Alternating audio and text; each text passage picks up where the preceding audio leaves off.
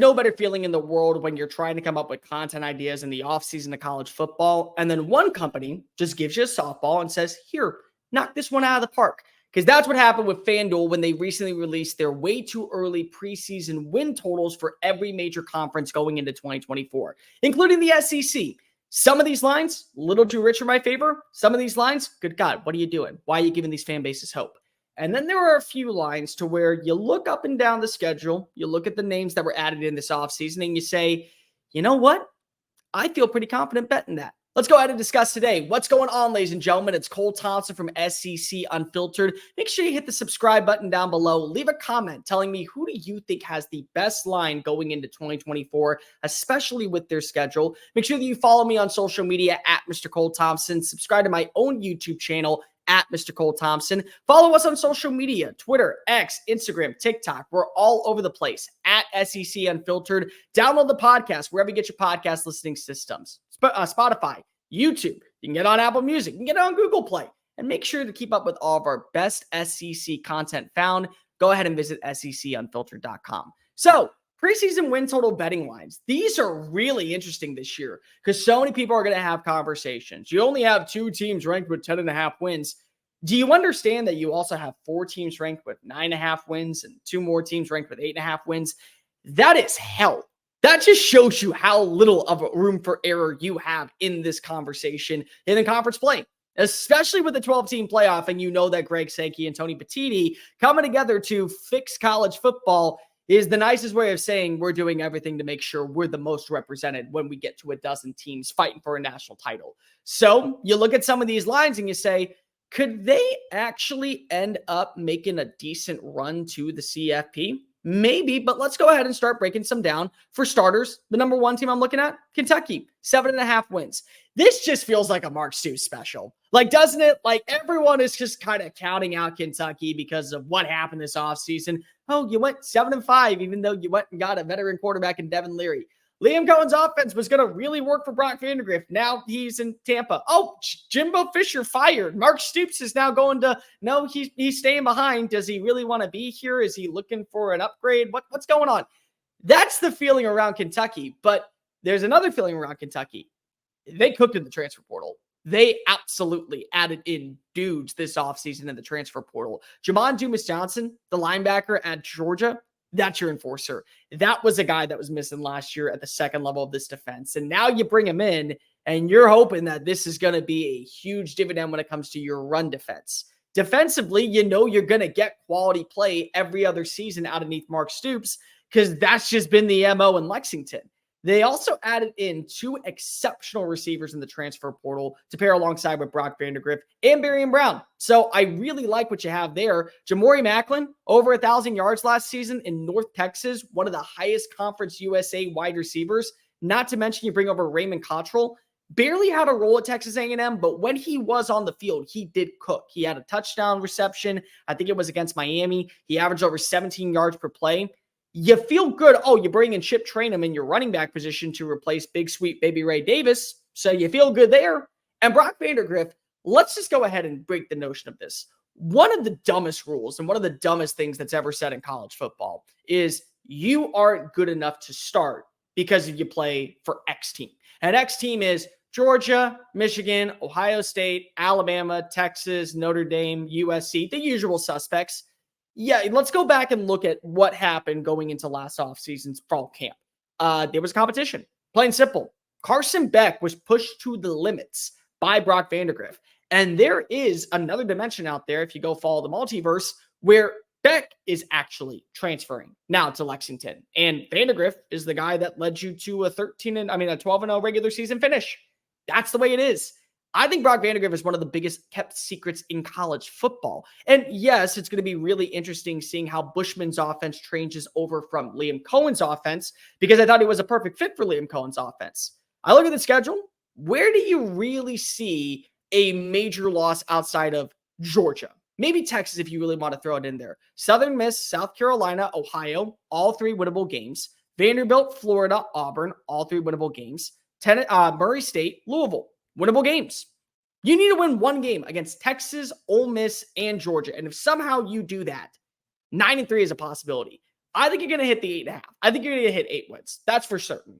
I trust that this is one of those years where everyone is kind of counting Kentucky to the wayside. This is one of those times where I feel very confident if I am a Kentucky fan, believing that everything is going to hit its stride at the right moment. How quickly can it? That's going to really determine if they can get to 9 wins. 9 wins, it's not out of the realm of possibility to make it to the college football playoff. Next up, Auburn, 7.5. Auburn, this is a year where I think you build. This is the year where I think all these games that you felt unconfident in last season, they're now toss-up. It's a coin flip. Do you get the ball on the final drive, march down the field, and be able to put up a field goal to win the game? Does your defense not do enough? You added in some names via the transfer portal. I really like the addition of Jerry and Thompson for the secondary.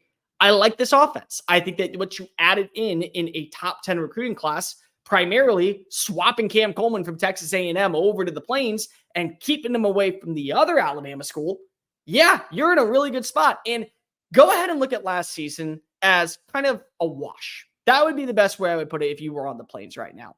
There were some highs. There were some lows. There was the New Mexico State game. But then you got to remember, every Alabama fan realized what happened in that moment. Like, if you ask an Alabama fan about what happened in their brains when they saw them lose to the Aggies, it wasn't what a disaster of a team. It was, they're preparing for us. They just kind of walked over this game thinking that they had it locked in the bag. They were already preparing for us. And they went all the way down to the wire. It took a 4th and 31 miracle that will be painted in the halls of everywhere Tuscaloosa because of that's how good Auburn played. You don't rush 3. If you rush 5, you win the football game. Alabama's not in the playoff. Nick Saban's final loss to Georgia, final loss in conference play is to Auburn. That's it. That's how crazy this scenario was for this Alabama team this past year. You want to build. You played well against Georgia. You had some games that you thought you could have came out on top and felt really confident in. And what's being brought back, it's over 55% of the production. I think Auburn's in good places. Now, you can't be one-dimensional as an offense. If Peyton Thorne is not picking up the offensive miscues this offseason, if he's not learning all the do's and don'ts of what you need in terms of a Hugh Freeze offense, you got to go in the transfer portal. I think that this is a good rushing attack. You know what you get in Jarquez Hunter. You know what you get Pace Thor as a runner. You got to add in the passing attack, especially with the weapons that were added in this offseason, plus what's currently on the roster. But you look at the schedule, really not a major game outside of probably, I would say, Georgia, you feel unconfident in. Alabama, A&M, California, New Mexico, Arkansas, all 3 winnable games. You get Oklahoma at home. Then you play against Missouri on the road. Then you have the trap game against Kentucky on the road. That's a 3-game stretch that is daunting. Vanderbilt, ULM, Texas A&M, and Alabama to close out the year. And 3 of those games are at home. I think 8 wins is plausible. I think 9 wins is plausible. Hugh Freeze is the right guy for this program. The question turns to, can this roster only build off of last season? Because there was a lot of moments that you saw what this version could be. Now it's about seeing, can it be sustainable week in and week out. Next up, Vanderbilt, 2.5 wins. I'm sorry. If you're not taking this line, you're an idiot. You're an absolute idiot. I get it. It's Vanderbilt. They are the smarty pants. Nobody out there is actually a Vanderbilt fan. Like, I say this as kindly as possible. If you were to be in a stands at a football game and someone was having a heart attack, you don't say, is there a Vanderbilt fan here? You say, is there a Vanderbilt grad? And they're probably showing up wearing the team colors of another SEC school. That's how embarrassed they are at the Commodores. But their schedule is at least promising. You need 3 wins. Here's your out-of-conference schedule. Virginia Tech, Alcorn State, Georgia State, Ball State. You can't tell me you can't win 3 of those games. You can't tell Virginia Tech, let's just throw that one out of the way. I think Virginia Tech is going to be one of the biggest risers in college football this year. You're going to tell me you cannot beat Alcorn State, Georgia State without Marcus Carroll. Oh, and Sean Elliott now is gone. He left to go to South Carolina. And Ball State. You're telling me you can't win those 3 games. If that's the case, Clark Lee needs to be fired into the sun. I'm sorry. And I like Clark Lee. And I get it. The homegrown atmosphere, being at your alma mater means something. But if you can't get 3 wins, and on top of that, if you feel like Diego Paiva or Nate Johnson, who also came over from Utah, won't be an upgrade for this passing attack, yes, you lose Will Shepherd. It's always going to happen, whether he went to Colorado or not. If you can't get past 3 wins, there is more mediocrity than we're given credit for. This is where whenever we do see super conferences, we have to understand Vanderbilt, we appreciate what you bring to us in baseball. We appreciate what you bring to us every once in a blue moon in basketball. But you are not a part of the SEC. I'm sorry, my friend. There's nothing else I can do about it. Tennessee, 8.5. This is a line that I know a lot of people are going to be very cautious on. You shouldn't be. Just do me a favor for a second. Let's go back to when Josh Heupel was hired and how this offense took over the SEC. They were number 1 in passing for a year. They were number 2 in scoring for a year. They've once again been this past year top 25 in passing, top 15 in scoring. They're able to run the football methodically. They have a very good balance to run the pass option. You feel like this is a team that could be on the come up with Josh Heupel in year 4. Who are the quarterbacks? Joe Milton, Hendon Hooker. Hendon Hooker for 2 years, then Joe Milton for basically a year and a half because he started the beginning of 2021. They were transfers. They were quarterbacks that were brought in because they needed stability. Now you bring in Nico Iamaleava. So imagine the offense that you've watched for the last few years underneath Heupel with maybe some limitations. Maybe a little bit of a too strong of an arm in Joe Milton. Maybe accuracy was great, but the deep ball wasn't as precise as you wanted underneath Hendon Hooker. And Nico Iamaleava, the quarterback that was handpicked by Heupel, is going to run his show. Not to mention you bring over a really good offensive lineman in Lance Hurd. Not to mention you also bring over a really proven wide receiver to pair alongside Brew McCoy in Chris Brazzell.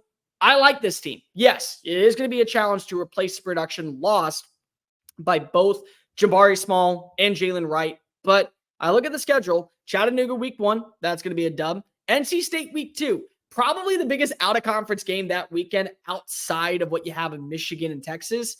Kent State, that's probably a win. Oklahoma, welcome back to Norman, Josh Heupel. How do you like your young quarterback against the other young quarterback in the SEC? Maybe a toss-up, but I think that's closer to a win. Arkansas, Florida, you should beat. I get it. You've had the struggles with the Gators over the last few years. Alabama. This is no longer Alabama underneath Nick Saban to where you're shivering in your boots and the smell of cigars has been wafting in this air seal type bag for 19 years. That's not the case anymore. You don't think that you can beat Alabama in a new year with questions everywhere across the roster besides maybe quarterback? You're sadly mistaken. This is not a team that you are betting to win the college football playoff. And there's a lot of people betting that this team is going to go far in the postseason. Kentucky, Mississippi State, Georgia on the road does struggle. UTEP, Vanderbilt. There's one game I think you chalk up as an L right now. One. And you need to get to 3, and you have 3 losses to get to. You can hit the slide. I think Tennessee can easily get to 11-1. I think they could be in Atlanta by the end of the year. They can have a rematch against Georgia in week 11 3 weeks later. That's not that shocking to me. So I look at Tennessee. I'm betting the line. I'm 100% going with the 8.5 with the 8.5. I think that they can get 10 wins. And if Nico Iamaleava is as advertised, we're talking about a ball team that probably is already punching their ticket to the college football playoff. One more for you, Missouri, 9.5. This is the easiest schedule in the SEC this year. It's the easiest schedule. I'm sorry. There's no other way for me to put it. You look at their out-of-conference slate, Murray State, Buffalo, Boston College with a new coach, and UMass. That's 4 wins. The 2 games on their schedule that are major threats, Alabama, Oklahoma. You want to throw Texas A&M in there? Depending on what version we get of Connor Wegman and this defense, maybe. But besides that, where is the game? Where is the moment where you say, well, this team is going to crumble and fall apart? I understand. Losing Blake Baker is one of the travesties of the offseason for Eli Drinkwitz. And it sucks because of it only shows you that Missouri still is viewed as a lesser tier job than LSU. It is, but we're not going to get into that today. I don't have enough time or patience. But you look and see they're bringing in enough players on the offense, especially as plug-and-play starters. Marcus Carroll, Caden Green. You still have Theo Wees Jr. You have Luther Burden. That's arguably the best 1-2 combination in the SEC.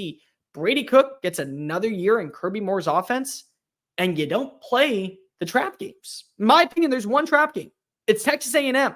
You should beat Oklahoma. You should be at least competitive against Alabama. Maybe you beat Alabama. This is one of those times where if you are Missouri, you feel so confident building off of last season, and they've invested. This is one team that understood, hey, we want to be a player in the SEC, and we're done being the armpit joke of what the conference is. So we're going to invest $60+ million into fixing our stadium and making us a viable threat when it comes to 5-star talents, 4-star talents. They can do it. I look at their schedule. There's really one game that I'm saying is a loss. I think that Missouri is going to be a college football playoff team in 2024. So the question turns to, how well can this roster gel despite losing some key players, not in terms of positions, but more so in terms of coaches? There you have it. Those are my favorite lines going into this year. Kentucky, 7.5. I'm telling you, this feels like a Mark Suit special. Auburn, 7.5. Are you really going to build off of last season, or are you just going to crumble underneath the pressure? Vanderbilt, 2.5. I'm sorry. If you cannot get to 2.5 wins, you're in a lot of trouble with this schedule. Then you have Tennessee at 8.5. Nico Iamaleava is as advertised. 10-2. That feels like an easy betting line for me. And then, of course, Missouri at 9.5. I get it. It's a high line, but they have the most workable schedule in all of the SEC, and I like the offense that's returning. Make sure that you hit the subscribe button down below. Leave a comment telling me your thoughts. Which is the best betting line for the SEC in 2024? Make sure that you hit the ring notification. That way you don't miss a single episode of SEC Unfiltered. Follow us on social media, TikTok, Instagram, YouTube, wherever you get your social media, at SEC Unfiltered. Download the podcast version of the show on iTunes, Spotify, Google Play, wherever else you get your podcasts. And for all the great up-to-date information surrounding college football's number one conference, the number one conference in all of professional sports, make sure you visit SECUnfiltered.com. I'm Cole Thompson with SEC Unfiltered. Until next time, folks, later.